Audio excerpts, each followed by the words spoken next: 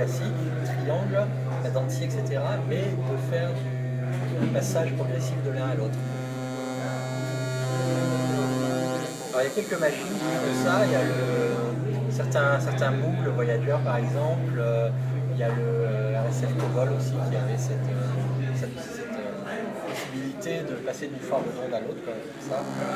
Et ici, on l'a sous contrôle de pression. La particularité aussi, c'est que quand j'ai essayé de comprendre un peu ce qui faisait la différence entre une machine et une autre, je me suis rendu compte que certaines machines avaient des oscillateurs plus propres que d'autres. Certaines machines ont des oscillateurs qui distordent un peu, ou également ont des oscillateurs qui sont un peu filtrés ou atténués. Et donc avec ce paramètre, on peut aller choisir différents grains d'oscillateurs. On peut gonfler un peu le son ou l'atténuer. Et ce parcours de forme d'onde qu'on a peut prendre une couleur différente dans ce paramètre, qui agit presque aussi comme un filtre.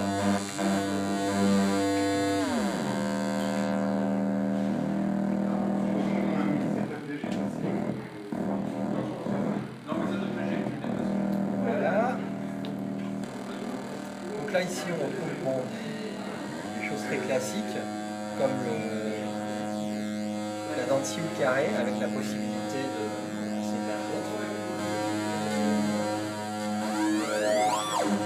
Un truc qui me gênait dans le modulaire, c'était que des fois on construit des petits sous-ensembles de patchs et on a envie de les utiliser comme s'ils étaient une seule voie, alors qu'on se retrouve en fait avec déjà 3 ou 4 oscillateurs pré-patchés. Donc là c'est un exemple de ces petits morceaux de patch que j'utilisais toujours, d'avoir deux oscillateurs synchronisés avec un VCA qui permettrait de passer de l'un à l'autre. Et en fait on retrouve tous ces éléments condensés en une seule fonction de synthèse. Ici on contrôle le rapport entre les deux oscillateurs. Ici on passe de l'un à l'autre.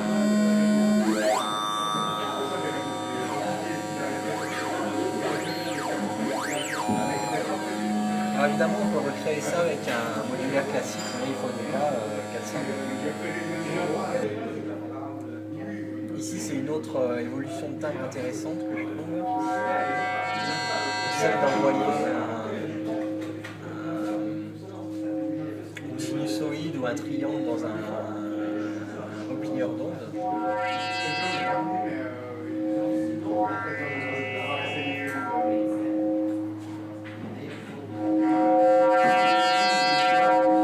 C'est des timbres que je trouve très intéressants parce qu'on n'a pas.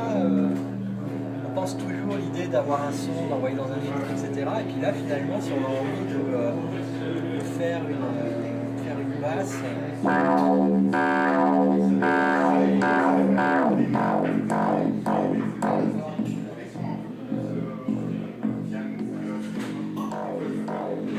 Voilà, on a déjà quelque chose, on n'a pas vraiment besoin de filtre, juste en sculptant ce paramètre du plieur d'onde. Alors là, on a une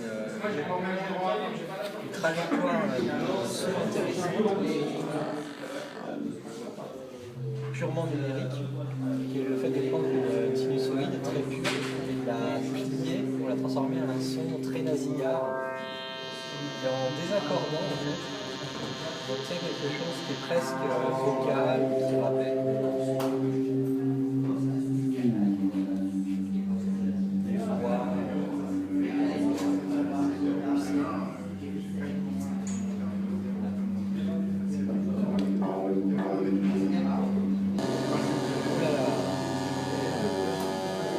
Ça c'est encore le résultat de mon observation de voir qu'avec un modulaire, souvent on assemble plusieurs modules pour faire un seul élément et qu'on aimerait traiter cet élément comme s'il n'était qu'un.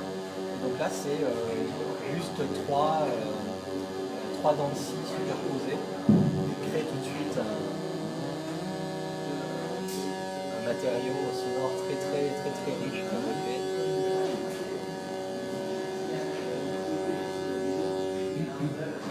La même chose en carré.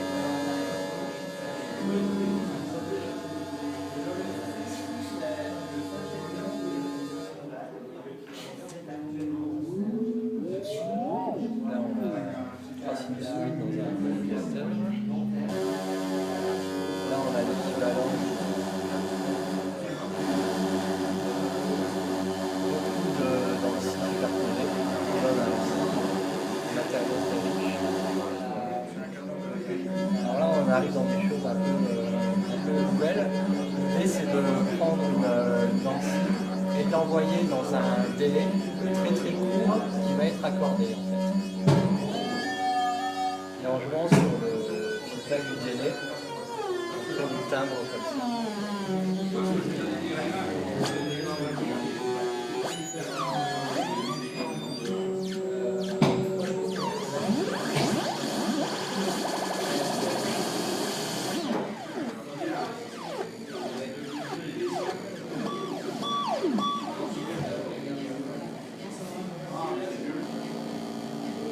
Alors là, c'est toute une gamme de sons très basse fidélité,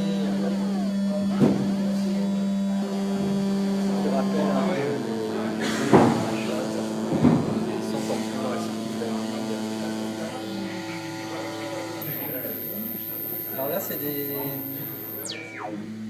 une technique de synthèse en fait, qui était utilisée sur les Casio CZ et qui a existé comme ça pendant 3-4 ans sur des machines Casio, qui a brusquement disparu. Et en fait, il permet de synthétiser l'équivalent d'un son passé dans un filtre sans vraiment simuler le filtre. On produit directement une forme d'onde, mais à l'oreille, quand on l'écoute, on a l'impression que c'est quelque chose de filtré.